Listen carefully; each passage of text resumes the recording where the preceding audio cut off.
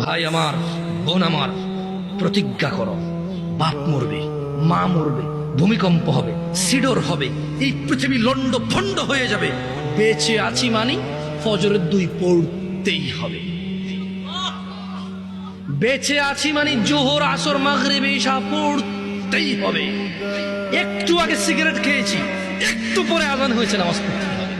একটু আগে পর্নোগ্রাফি উলঙ্গ সিনেমা দেখেছি, একটু পরে আজান হয়েছে, নামাজ পড়তেই হবে।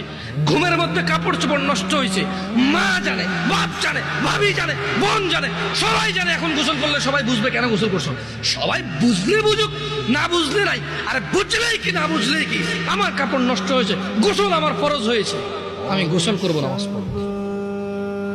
রাতে আমার ঘুম আসে নাই, বন্ধু বান্ধবের পাল্লায় পড়ে সারা রাত বসে বসে উলঙ্গ ছবি দেখেছি, যা অত্যন্ত ঘৃণিত এবং যা আমার জীবনকে তছনছ করে দেবে, যা আমার জীবনের বরকত নষ্ট করে দেবে, যা আমাকে লাঞ্ছিত অপমানিত করবে, এমন অপরাধে লিপ্ত ছিলাম। কারণ এই জানাবে বিচার যে করবে, যে জানার সাথে জড়িত, সে অপদস্থ হবেই হবে। আখিরাতে তো তার আছেই। এই একটাই অপরাধ জানাবে বিচার, একটাই অপরাধ অশ্লীলতা, যেটা শাস্তি আল্লাহ দুনিয়াতে দিয়ে দেয়। কোথায় দেয়?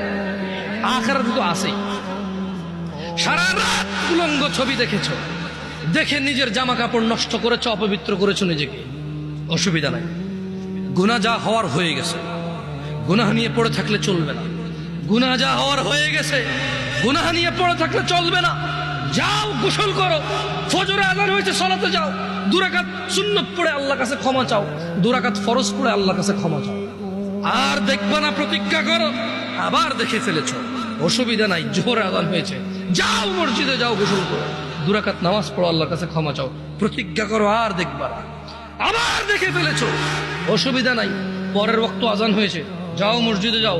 কারণ মনে রাখবা, সকল অপরাধ গুনাহ, নামাজ যদি ছুটে যায় কুফরিয়া শিরক।